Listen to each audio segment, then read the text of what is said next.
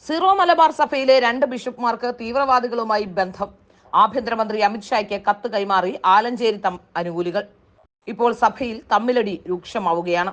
Zero Malabar സഭയിലെ 2 ബിഷപ്പുമാർക്ക് തീവ്രവാദികളുമായി ബന്ധമുണ്ടെന്ന് വ്യക്തമാക്കിയ കേന്ദ്ര ആഭ്യന്തരമന്ത്രി അമിത്ഷായ്ക്ക് പരാതി. ഇവർക്കെതിരെ അടിയന്തര അന്വേഷണം നടത്തണമെന്നും നടപടിയെടുക്കണമെന്നും കത്തിൽ പറയുന്നു. കർദിനാൾ ജോർജ് ആലഞ്ചേരിയെ അനുകൂലിക്കുന്നവരാണ് പരാതിക്ക് പിന്നിലെന്ന് വിമത വിഭാഗം വൈദികർ പറയുന്നു.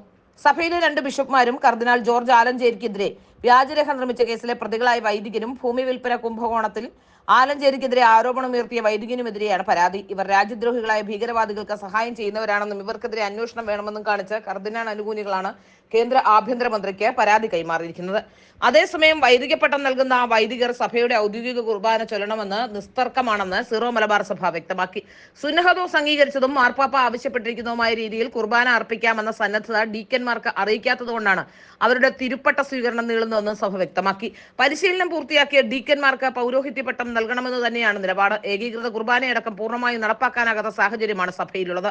എറണാകുളം അങ്കമാലി അതിരൂപതയിൽ നിലവിലുള്ളത് വലിയ പ്രശ്നങ്ങൾ തന്നെയാണ്. കുർബാന വ്യക്തിപരമായ ഇഷ്ടാനിഷ്ടങ്ങളുടെയോ പ്രാദേശിക താല്പര്യങ്ങളുടെയോ അടിസ്ഥാനത്തിൽ അർപ്പിക്കാനുള്ളതല്ല. എല്ലാവരും സഹകരണ മനോഭാവത്തോടെ തീരുമാനങ്ങൾ അംഗീകരിച്ച് ഒന്നിച്ചു നീങ്ങണമെന്നാണ് സഭ ആഗ്രഹിക്കുന്നതെന്ന് സഭ വാർത്താക്കുറിപ്പിൽ അറിയിക്കുകയും ചെയ്യുന്നുണ്ട്. തിരുപ്പട്ടം സ്വീകരിക്കേണ്ടവർ പരസ്യമായി പ്രഖ്യാപിക്കുന്ന അനുസരണ വ്രതത്തിനൊരുക്കമായി സിനഡ് അംഗീകരിച്ചിരിക്കുന്ന രീതിയിലും മാർപ്പാപ്പ ആവശ്യപ്പെട്ട രീതിയിലും വിശുദ്ധ കുർബാന അർപ്പിക്കാമെന്ന സന്നദ്ധത ഡീക്കന്മാർ അറിയിക്കാത്തതുകൊണ്ടാണ് തിരുപ്പട്ട സ്വീകരണം നീണ്ടുപോകുന്നതും. സീറോ മലബാർ സഭയിൽ അഭിഷിക്തരാകുന്ന വൈദികർ സഭയുടെ ഔദ്യോഗികമായ വിശുദ്ധ കുർബാന ചൊല്ലണമെന്നത് നിസ്തർക്കമായ കാര്യമാണെന്നും സീറോ മലബാർ സഭ വ്യക്തമാക്കുന്നുണ്ട്.